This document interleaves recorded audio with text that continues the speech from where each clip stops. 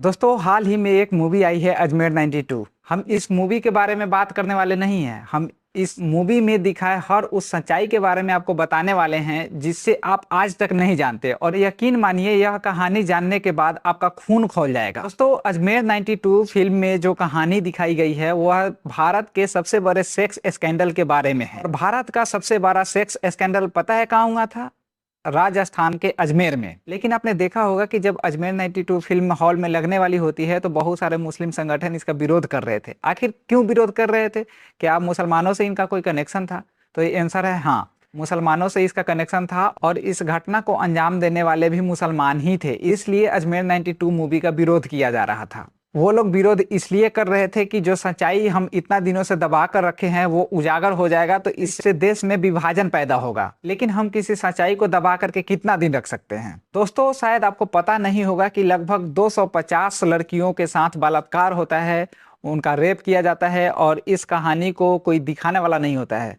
यह कहानी है 1992 की, जब अजमेर के कुछ रसूखदार कुछ लड़कियों को अपना शिकार बनाते हैं और उस लड़कियों को शिकार बनाने के बाद एक चैन क्रिएट करते हैं, उनको धमकाते हैं, उनके वीडियो को वायरल करने की धमकी देते हैं और चैन बना करके बहुत सारे लड़कियों के साथ वो लोग बलात्कार करते हैं। हालांकि ये घटना 1992 से पहले से चली आ रही थी, लेकिन पर्दाफाश इसका 1992 में हुआ। भारत के इस सबसे बड़े सेक्स स्कैंडल के बारे में सबसे पहले वहां के स्थानीय अखबार एक दैनिक नवज्योति करके था, उसने इसको प्रकाशित किया था। और जैसे ही यह खबर अखबारों में प्रकाशित हुई, लोगों को इस घिनौने अपराध के बारे में पता चल गया। 1992 में दैनिक नवज्योति के चीफ एडिटर दीनबंधु चौधरी थे। एक रिपोर्टर ने इस खबर को तैयार किया था और उसके बाद इन्होंने उसकी बखिया उधेड़ दी। जब अजमेर 92 फिल्म आई है तो इसके पहले बहुत सारे मीडिया एंकरों ने दीनबंधु से पूछताछ करी और उनसे जानकारी ली कि आखिर उस समय में क्या हुआ था, उन्होंने क्या जवाब दिया। आइए विस्तार से हम जानते हैं इस कहानी के बारे में और किस तरह से घटित हुआ था, उसके बारे में हम पूरा डीप में बताएंगे। यकीन मानिए कि यह वीडियो देखने के बाद आपका खून खौल जाएगा।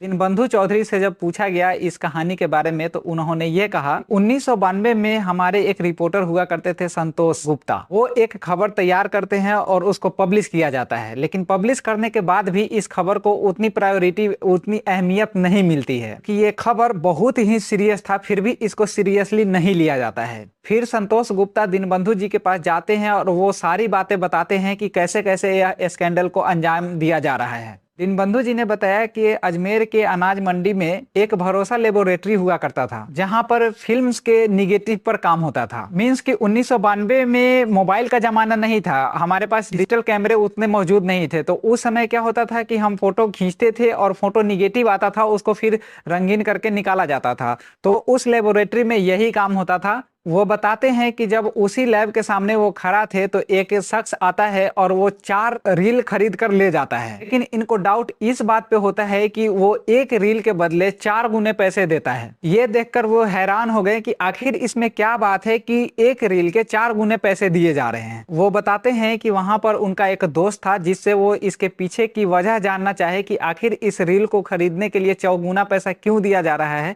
तो उनका दोस्त स्टार्टिंग में तो मना करता है, लेकिन इनके जिद करने के बाद वो स्वीकारता है और उनको भी वो रील दे देता है। जब वो उस रील को चला कर देखते हैं तो पता है उसमें क्या होता है? लड़कियों के वीडियो, लड़कियों के सेक्स वीडियो, लड़कियों के नंगे फोटो और उनके साथ किए गए कुकृत्य अपराध। जब उन्होंने ये वीडियो देखा और फोटो देखा तो उन्होंने अपने पत्रकार संतोष से कहा कि फोटो को एज इट इज छाप दो प्रिंट में। और वो जानबूझ करके इस फोटो को अखबार में छापते हैं ताकि लोगों में अवेयरनेस आए और लोग इसके खिलाफ सड़कों पे उतरे। हालांकि अखबारों में जब फोटो छापा गया था तो उसको ब्लर करके, उसको ब्लैक करके छापा गया था। और आपको पता है कि जब इस खबर को अखबार में छापा गया तो उसके अगले दिन सारे लोगों में हल्ला मच गया। इस खबर के सामने आते ही बार एसोसिएशन के सारे वकील एसपी ऑफिस पहुंच गए थे। फिर उन्होंने इस पर कार्रवाई की मांग की। उनके इस कदम से कानूनी कार्रवाई शुरू हुई थी। इस कहानी की शुरुआत कैसे हुई क्या आप जानते हैं? आइए आपको कहानी बताते हैं कि यह शुरुआत कैसे हुआ था। अजमेर में एक श्री हरि रोड है जहाँ पे एक कॉलेज हुआ करता था। एक दिन उस नामी कॉलेज से एक लड़की रोते हुए जा रही थी। तभी कुछ मुसलमान लड़के अपनी गाड़ी से कहीं जा रहे थे और उन्होंने इस लड़की को रोते हुए देखा तो गाड़ी रोक करके और इस लड़की से पूछे कि आखिर इसके पीछे के रोने की वजह क्या है।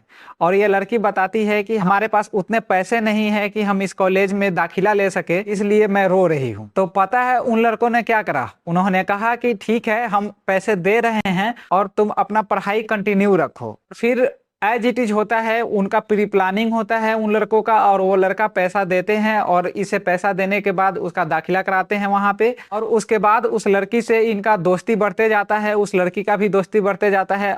एक दिन उस लड़की को उसके घर छोड़ने के बहाने अपनी गाड़ी में बिठाते हैं और उसे ले जाते हैं, और ले जा करके उसके साथ बलात्कार करते हैं, उसके साथ रेप करते हैं, उसका न्यूड वीडियो बनाते हैं, उसका न्यूड फोटो खींचते हैं, और उसके बाद उस लड़की को जब चाहे तब बुलाते हैं और उसके साथ सेम एज इट इज हर बार किया जाता है, उसका रेप किया जाता है, उसके वीडियो बनाते हैं, और वही धमकी होता है कि अगर तुम मेरे पास नहीं आओगी तो हम तुम्हारा वीडियो वायरल कर देंगे।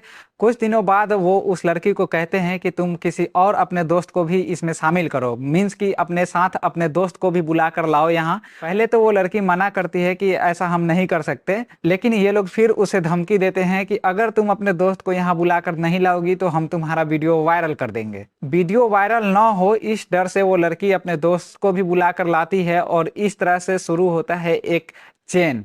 और ये लोग फिर वही काम करते हैं, उस लड़की को भी अपने फार्म हाउस पे ले जाते हैं, उसके साथ भी बलात्कार करते हैं और उसका भी वीडियो बनाते हैं, और यह घटना दिन प्रतिदिन ऐसे ही होता जाता है। फिर वो उससे कहते हैं कि तुम अपने दोस्त को लाओ, और उसको वही धमकी देते हैं, और इस तरह से एक चेन बनते जाता है, और लगभग तकरीबन 250 लड़कियों को इसमें वो लोग शामिल कर लेते हैं। ऐसे करते करते बहुत सारी लड़कियां इस जाल में फंस जाती है, उसमें से बहुत सारी लड़कियों ने आत्महत्या कर लिया। दोस्तों अब आप इस बात से अंदाजा लगा सकते हैं कि वो लोग चीफ एडिटर को फोन करके धमकी देते हैं 12 बजे रात को कि अगर तुम हमारे खबर को छापते हो तो हम तुम्हें गोली मार देंगे। हालांकि इस धमकियों से दीनबंधु नहीं डरते हैं और वो खबर को प्रकाशित करते रहते हैं। उनको रिप्लाई भी करते हैं कि अगर तुम टेलीफोन पे बात कर रहे हो तो सामने आकर के बात करो, हम तुमसे डरने वाले नहीं हैं और इस खबर को हम जारी रखेंगे। उस समय राजस्थान के मुख्यमंत्री भैरव सिंह शेखावत थे, जो दीनबंधु जी के पिता के एक बहुत अच्छे दोस्त थे। आप इस बात से अंदाजा लगा लीजिए कि एक मुख्यमंत्री फोन करके बोलता है कि आप इस खबर को नहीं छापिए क्योंकि आपके ऊपर जान का खतरा है। भी ये मना कर देते हैं और बोलते हैं कि थैंक यू सर, लेकिन हम इस खबर को अब छापते रहेंगे, हम अपने कदम पीछे नहीं ले सकते। हालांकि मुख्यमंत्री का स्टैंड ये होना चाहिए था कि हम उसको सुरक्षा दे और इस खबर को और जोर शोर से छापे और जो भी अपराधी है उसको कड़ी से कड़ी सजा दिलाए, लेकिन ठीक इसके उलट होता है। हालांकि मुख्यमंत्री बाद में एसपी को फोन करके 2 बॉडीगार्ड भेजते हैं इनके घर पे और कहते हैं कि 2 गनर आपके पास हमेशा रहेंगे आपकी सुरक्षा के लिए, लेकिन इन्होंने मना कर दिया। इसलिए मना करा कि अगर हम 2 गनर को अपने साथ रखते हैं तो अपराधियों को लगेगा कि हम उनसे डर गए। जब ये बॉडीगार्ड रखने से मना कर दिए तो फिर उन्होंने कहा कि आप ठीक है, अगर बॉडीगार्ड नहीं रखते हैं तो ये काम कीजिएगा कि जब भी आप ऑफिस से घर जाइएगा या घर से ऑफिस आइएगा तो रूट चेंज कर करके आप आइएगा और जाइएगा, ताकि अपराधियों को इस बात की भनक ना लगे।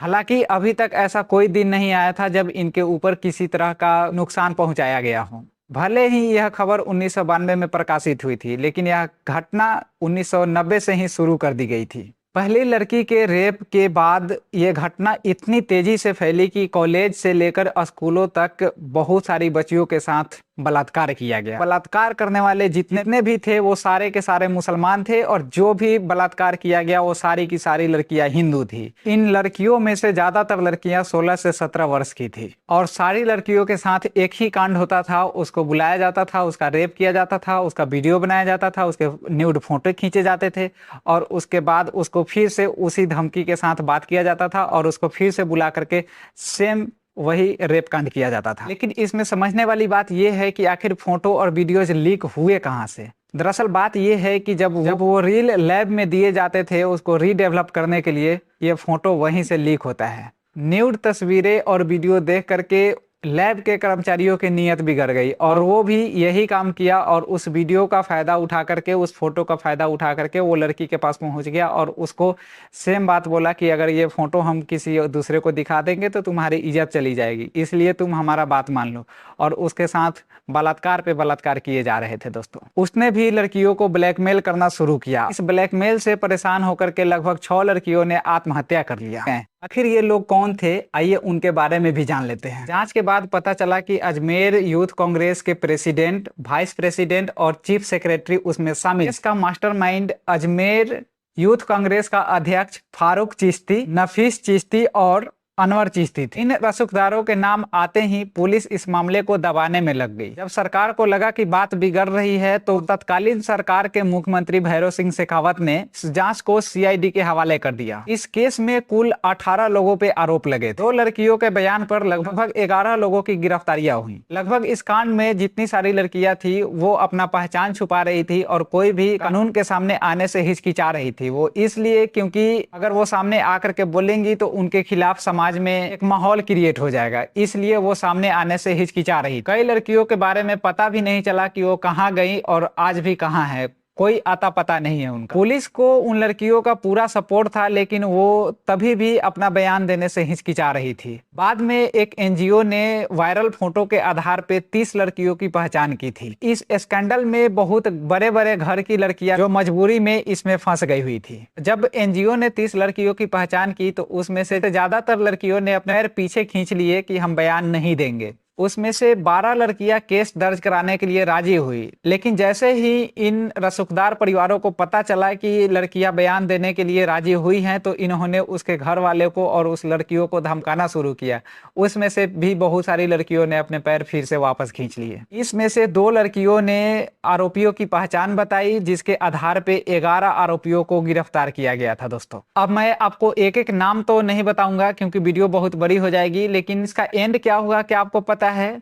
इसमें से सारे के सारे आरोपी आज जेल से बाहर हैं। कोई भी आरोपी जेल में नहीं है और सारे के सारे लगभग या तो कोई साल भर की सजा काटा, 2 साल की सजा काटा और ऐसे करके ये सारे के सारे अपराधी छूट गए। अब आप ये सोचिए कि इस लेवल तक अगर कोई अपराध कर रहा है और उसके साथ कुछ भी नहीं होता है, मीन्स कि अगर साल भर उसे जेल भी कटना पड़ा तो उससे क्या ही उसका बिगड़ गया। इस तरह से हमारी अदालत काम करती है। बाद बाकी आपको इस कहानी के बारे में क्या पता था और इस कहानी को सुनने के बाद आपको क्या समझ आया और आगे क्या स्टेप उठाने चाहिए ताकि लड़कियां मजबूर ना हो और वह किसी के डर से अपने बात को सामने ना रख पाए, इसके लिए हमें क्या कदम उठाए जाने चाहिए, आप अपनी राय कमेंट बॉक्स में